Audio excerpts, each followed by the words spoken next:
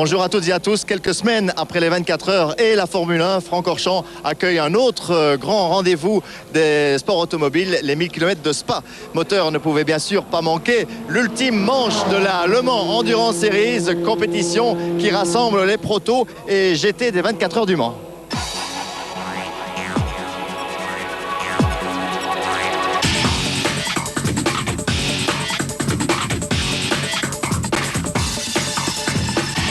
Au sommaire de moteur cette semaine, la rentrée de l'ETCC et un nouveau combat BMW Alpha Seat à Imola. Le point sur les compétitions mondiales de Superbike et Supersport. L'étape flandrienne du championnat de Belgique des rallyes. Toute l'ambiance de la montée impossible de Schönberg. Le résumé complet de ces 1000 km de Spa. Et bien sûr, la suite de notre méga concours ayant pour thème le Superbiker de Metten.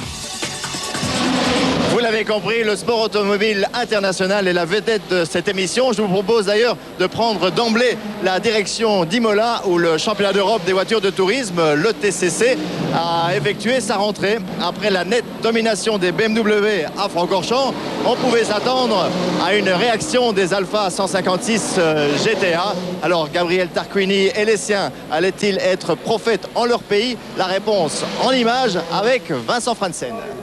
Pour sa grande rentrée, un mois après les deux rounds de Francorchamps, le championnat d'Europe des voitures de tourisme présentait à Imola une physionomie différente.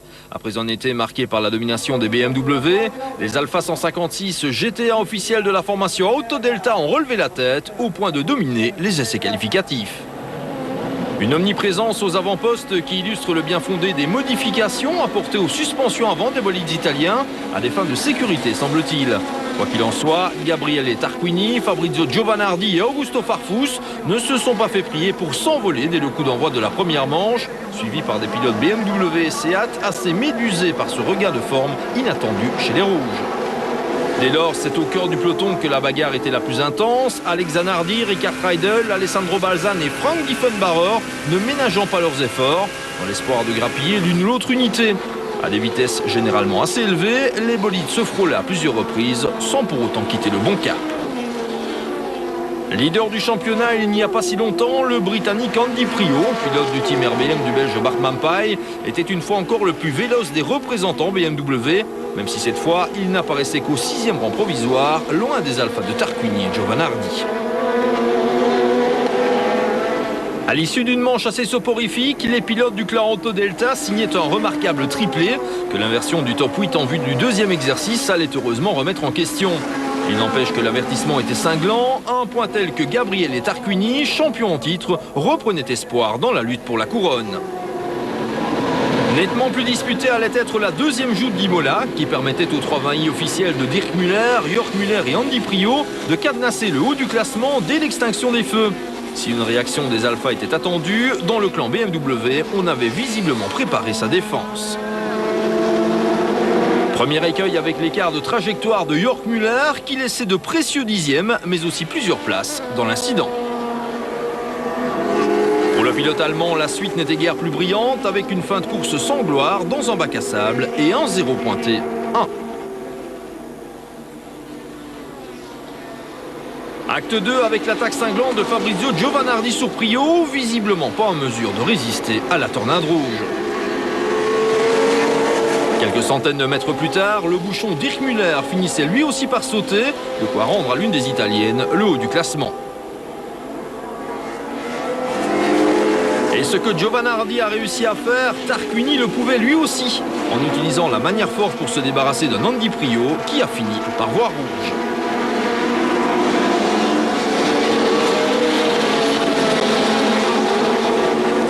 Après une petite erreur, le Britannique finissait par subir les assauts de l'Alpha privé de Salvatore Tavano, de quoi endommager de manière irrémédiable la suspension de la BMW. Le genre d'accident qui peut coûter très cher à ce moment de la saison, Prio étant désormais renvoyé à 8 points de la première place au championnat. À la fin du 3e tour, c'était le crash d'anthologie au cœur du peloton. L'ex-pilote F1 Alessandro Zanardi se retrouvant sans frein dans la Variante Bassa avant de percuter le mur et l'Alpha de Tavano, elle-même frappée de plein fouet par la BMW privée de Stefano D'Aste. Un accident effrayant qui ne faisait heureusement aucune victime, quand bien même les dégâts aux voitures étaient très impressionnants.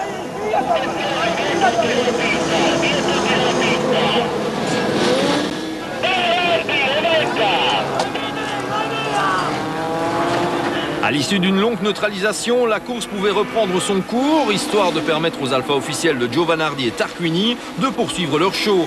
Les deux pilotes inversaient d'ailleurs leur position en vue de l'arrivée, histoire de permettre à l'ex-pilote F1 de se propulser à la deuxième place du championnat à cette longueur à peine de Dirk Müller. Lors de la prochaine manche, sur le circuit très technique d'Oschersleben, les Alpha 156 GTA retrouveront leur définition technique d'avant Imola, de quoi éviter un nouveau défilé des berlines italiennes sur les terres de BMW.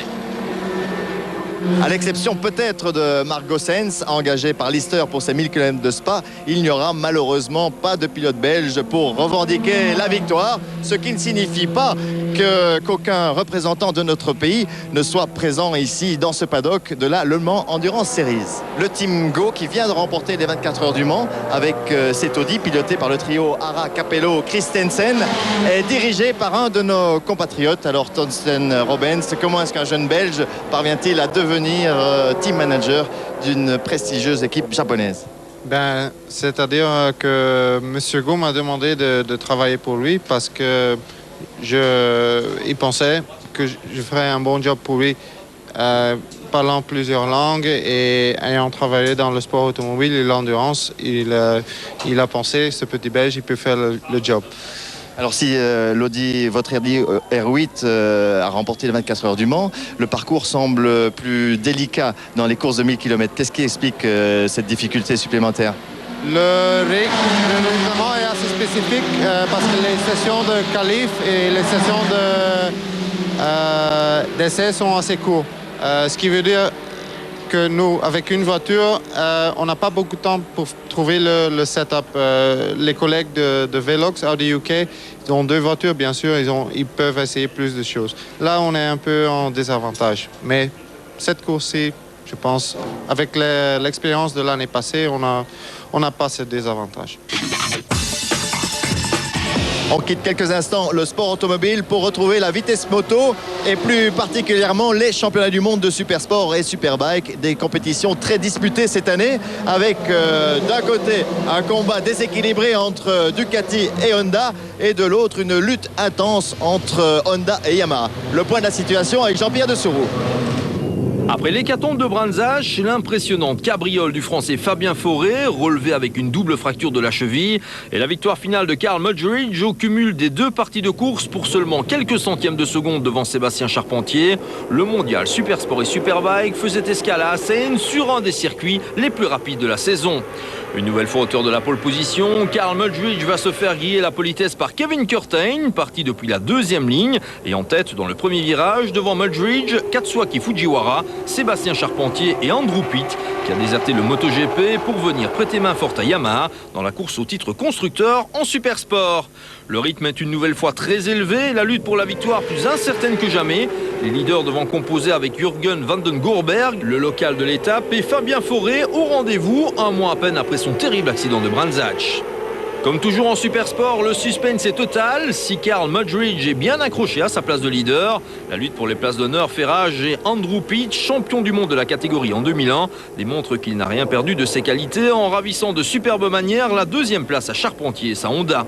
Alors que pour Vittorio Iannuzzo, la course se terminait dans le bac à gravier, son équipier Katsuaki Fujiwara, pourtant en vue en ce début de course, se payait un tout droit et une belle frayeur avant de repartir en piste pour finalement être contraint à l'abandon quelques instants plus tard.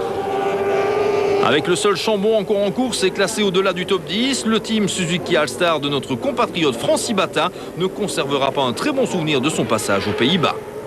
À l'avant de la course, ils ne sont plus que 4, Mudgeridge, Charpentier, Pitt et Kurtain, à pouvoir revendiquer la victoire. Fabien Fauré, dont la cheville réparée à la hâte devait le faire souffrir, va aller à la faute, chutant lourdement. Incapable de marcher, le courageux pilote français sera évacué de son indélicate position par les commissaires de piste.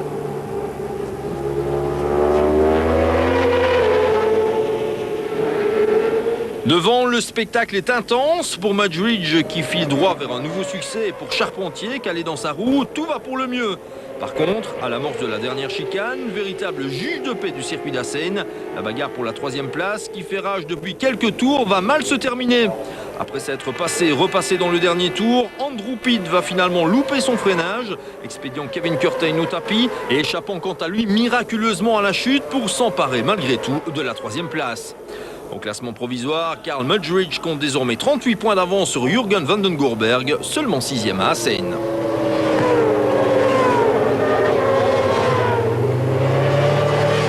En Superbike, après le regroupement en tête du classement du championnat opéré en Angleterre, James Toseland a fait preuve d'une belle rage de vaincre.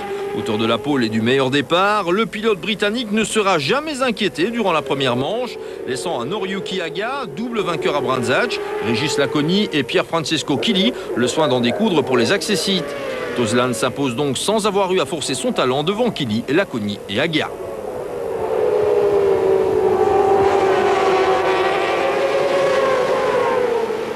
Dans la seconde explication, le scénario est quasi identique, excepté le fait que le redoutable Chris Vermeulen, champion du monde supersport en titre, est cette fois venu se mêler à la lutte pour la victoire. Le jeune pilote australien, auteur d'une course parfaite, dictera sa loi à tous ses adversaires au terme d'un fabuleux mano à mano avec James Toseland. Au championnat, Régis Laconi, qui ne termine cette manche qu'en 5e position, perd sa place de leader au profit de son équipier Toseland, qui mène désormais la danse avec 3 points d'avance sur Vermeulen et 10 sur Laconi. La fin de saison s'annonce palpitante.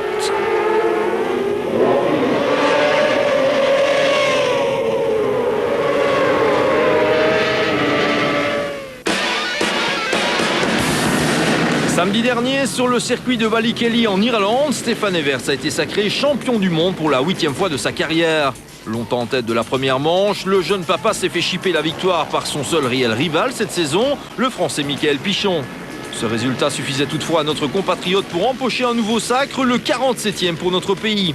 Vainqueur de la seconde manche, le pilote Yamaha inscrivait du même coup un 79e Grand Prix à son palmarès.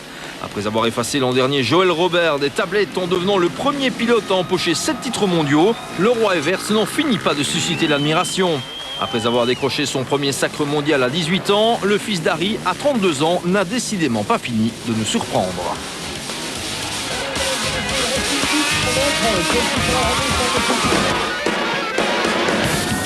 Si Stéphane Mertens a été contraint à l'abandon lors du Bol d'Or qui vient de se disputer sur le circuit français de Manicourt, d'autres pilotes belges ont eu plus de chance. C'est le cas notamment du trio composé de Grégory Fastré, pilote du championnat d'Europe Superstock et associé pour l'occasion au sein du team EMS Sacropolis Promoto à Marc Fissette et à Michael Waynan, deux des ténors de la Yamaha Cup 2004.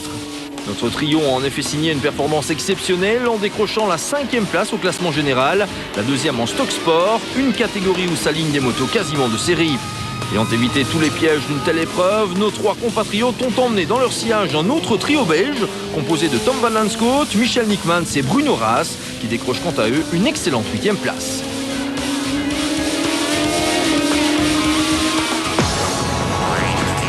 Après ces images spectaculaires à souhait, on marque une petite pause pour se retrouver de plus belle dans quelques minutes. Et ne comptez pas sur nous pour lever le pied ou lâcher la poignée de gaz, puisqu'il sera question de rallye belge, de montée impossible à moto et de ces mythiques 1000 km de Spa. A tout de suite.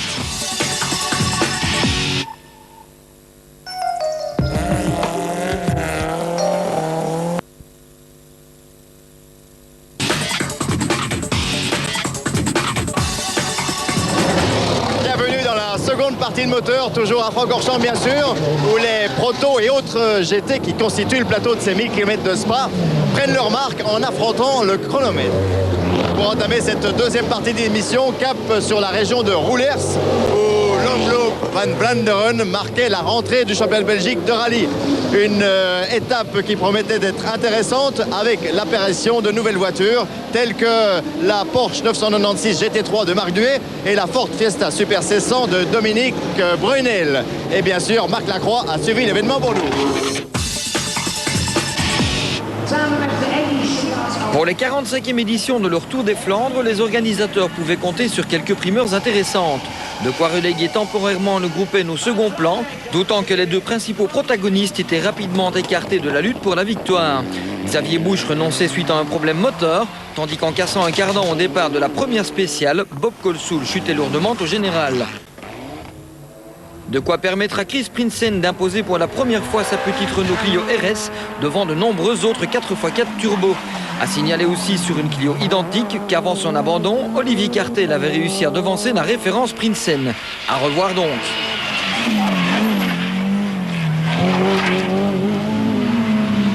Parmi les nouveautés, à elle seule, la Porsche 911 de Marc Duet a suscité énormément d'intérêt.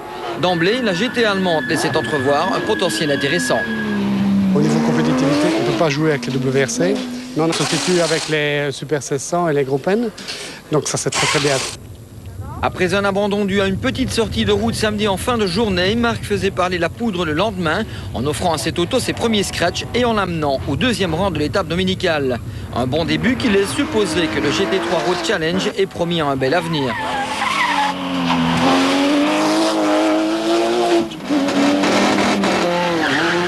Pour la victoire, on s'attendait logiquement à une domination des deux Toyota Corolla WRC de Peter Tune et Timothy Van Parijs, et dans un premier temps, c'était le cas.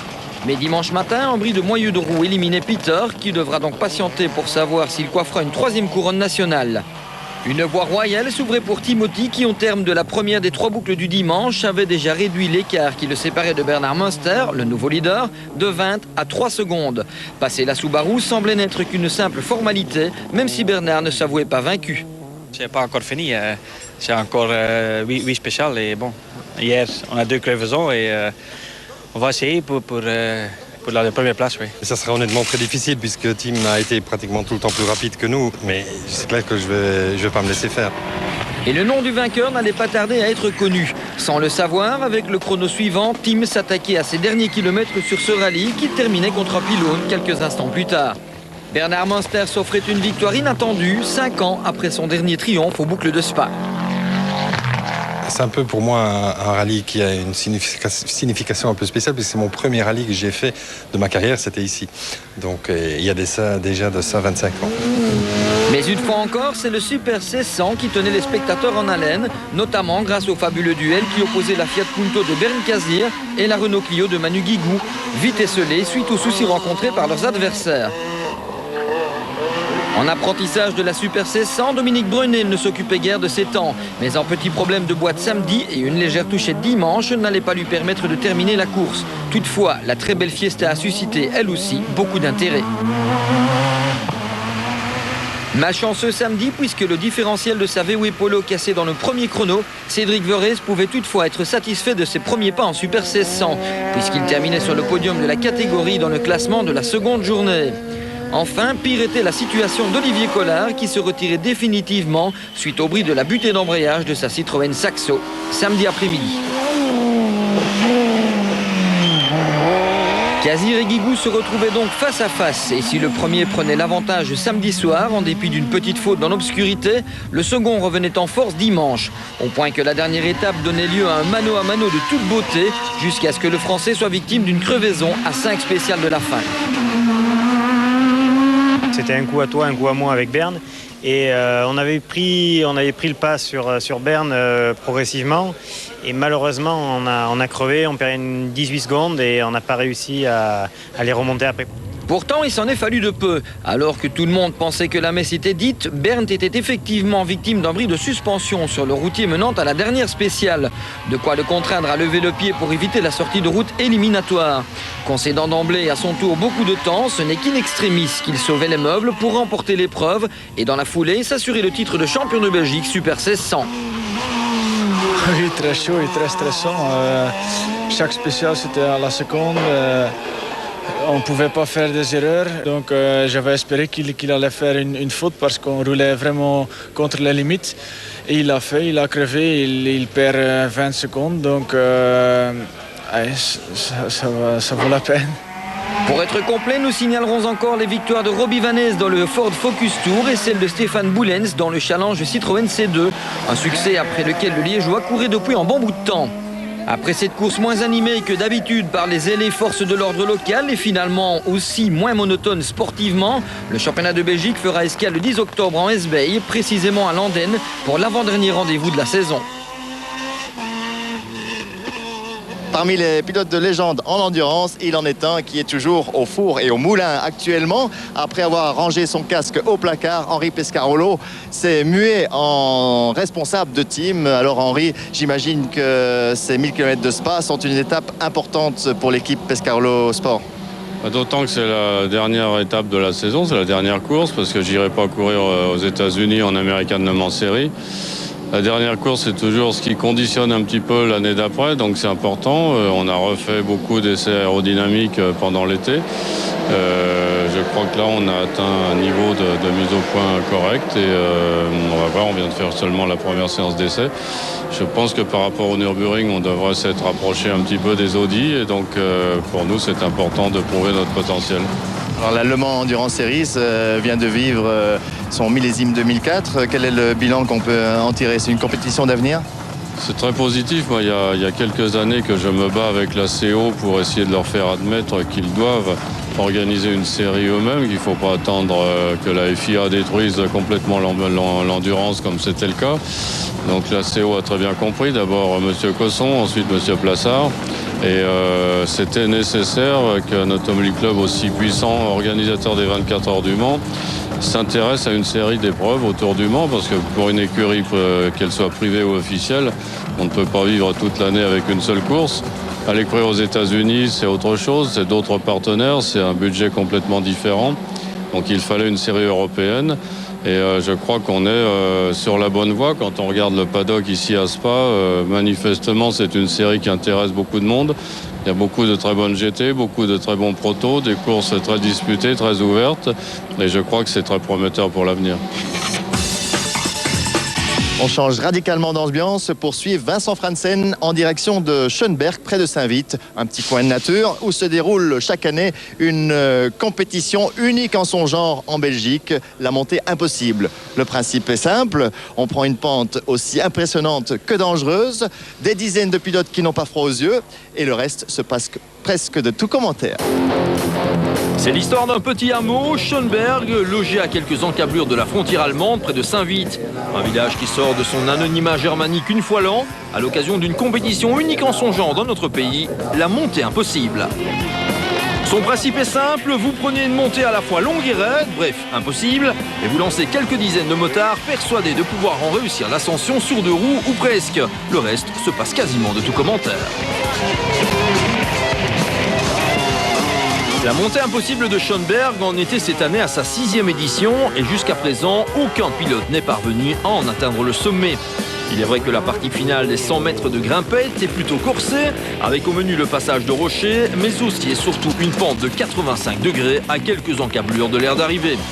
Si l'éclectique Eric Lejeune est monté à 96 mètres lors d'une édition précédente, rien ne laisse présager que la montagne sera vaincue un jour. Un challenge qui excite de plus en plus de participants. Si la première année, seuls 5 pilotes s'étaient retrouvés au bas de la côte, cette année, ils étaient près de 80 à se bousculer dans le paddock. De quoi faire de Schönberg un rendez-vous incontournable du calendrier international. Le tout malgré la concurrence féroce d'une Coupe des Nations en France. Mais dans leur écrasante majorité, les pilotes éprouvent un attachement particulier pour l'épreuve belge. D'une part, c'est l'ambiance ici sur le site même. D'autre part, c'est quand même une montée assez dure à monter et ça les intéresse. Et en plus, ils ont la possibilité de monter quelques fois. Pour tenter de parvenir au sommet, les concurrents ont le choix du type de moto. De quoi entraîner l'apparition d'engins spécialement modifiés, voire construits pour l'occasion. Si les marques traditionnelles sont représentées, certaines réalisations maison valent le détour, à l'image de cette machine minimaliste à l'efficacité finalement assez douteuse.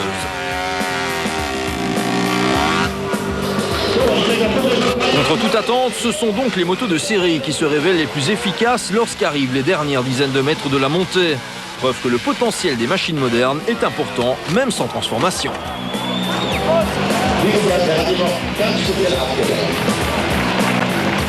Pour ce genre de montée, les motos série sont encore les plus forts. On voit bien les motos spéciales qui ont rallongé la fourche arrière. Ça donne quand même pas tellement la motricité. Je crois que la moto série avec beaucoup de coupes, c'est avantageux pour ce genre d'exercice.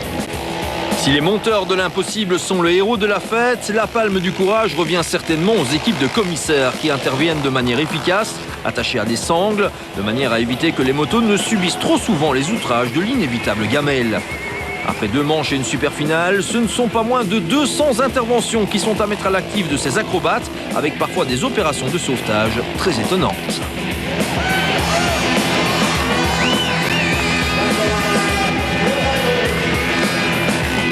À l'issue de cette édition 2004 qui s'est déroulée devant une foule estimée à 4000 personnes réparties sur 2 journées, la montée impossible de Schoenberg a fait honneur à son appellation, aucun pilote n'ayant réussi à atteindre le sommet. Si Andreas Huppertz, pilote du championnat de Belgique de quad, a remporté la catégorie des motos de série avec une ascension à 92,30 m, c'est Matthias Berg qui a parcouru la plus grande distance avec une tentative qui s'est achevée à 92,60 m. Avec une seule fracture du bras et quelques menues contusions à déplorer à l'issue des 2 jours de folie, Schoenberg a donc été couronné de succès. Promis juré, ils seront tous de retour dans moins de 12 mois.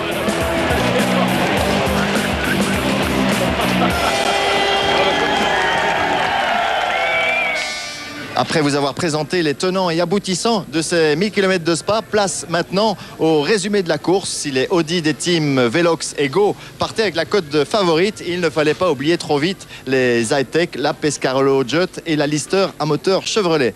Des voitures très puissantes que j'ai eu la chance de piloter dans l'American Le Mans Series ces dernières années, et un reportage de Vincent Franzen. Pour la 4e et dernière manche de la Le Mans Endurance Series, c'est le plus beau plateau de l'année qui attendait les observateurs et le public à Spa. Avec une première surprise dès les essais qualificatifs, puisque la pole position était l'apanage d'un extraordinaire Nicolas Minassian, au volant de la redoutable DBA Zytec de la formation Création Autosportif. Grande favorite de cette nouvelle bataille des Ardennes, les Audi R8 des teams Velox et Go n'étaient cependant pas bien loin, prêts à bondir dès l'extinction des feux.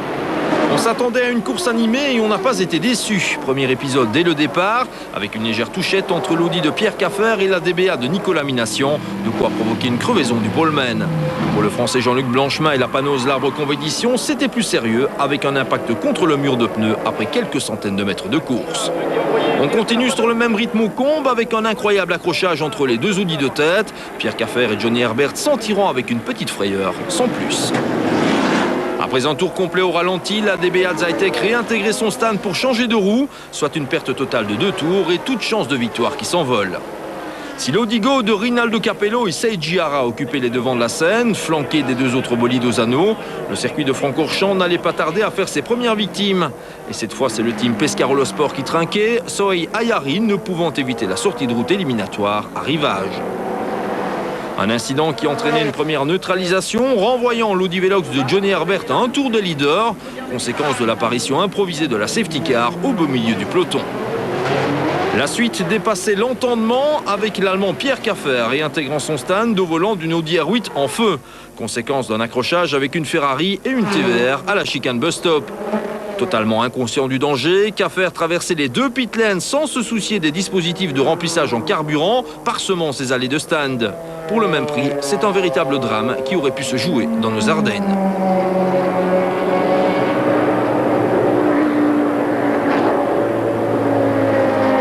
Quelques minutes plus tard, la pluie s'invitait à la fête, de quoi transformer la course en véritable loterie quant au choix des pneumatiques. Et à ce petit jeu à la gomme, c'est l'Audi 88 de Johnny Herbert et Jamie Davis qui réalisait la meilleure opération, résorbant son retard sur la 5 de Capello et Hara. Le retour du soleil était malheureusement fatal à la Dallara Jett Roll Center Racing du Britannique Patrick Pierce, qui sortait choqué mais indemne de ce terrible crash dans le raidillon. Driver's side in, the right-hand side, it clattered into the barrier, then spun out again, bodywork flies, and into the Armco for a second time, and it spins, and into the Armco a third time, I think, yeah, so broken bodywork, broken... On poursuit sur le même rythme avec l'accident de la NASA Max Jihad à Rivage, alors que le Français Romain Dumas était au volant. Comptant parmi les héros de ces 1000 km de Spa, le Français Jonathan Cochet offrait une formidable 4e place finale à l'équipe Courage Compétition, qui remportait victoire et titre en LMP2. Quant à la DBA Zytec des géniaux Jamie Campbell-Walter et Nicolas Minassian, elle s'imposait comme la voiture la plus rapide du peloton, de quoi lui permettre de remonter de la dernière à la 3e place finale. Sans cette maudite crevaison au départ, le bolide britannique aurait pu menacer, voire défaire les Audi. Le duel entre les R8 des formations Velox et Go tournait finalement à l'avantage de l'équipe anglaise, Johnny Herbert et Jamie Davis s'offrant à l'Audi sa 50e victoire depuis son apparition en course. Réalisant un fantastique coup double, les 2 Britanniques doublaient leur victoire du titre en catégorie LMP1, de quoi en faire les premiers vrais champions de la Le Mans Endurance Series. Comme on pouvait s'y attendre, la légende s'est aussi écrite à Francorchamps, les 1000 km de Spa s'imposant comme l'un des rendez-vous phares de l'année sur la scène internationale.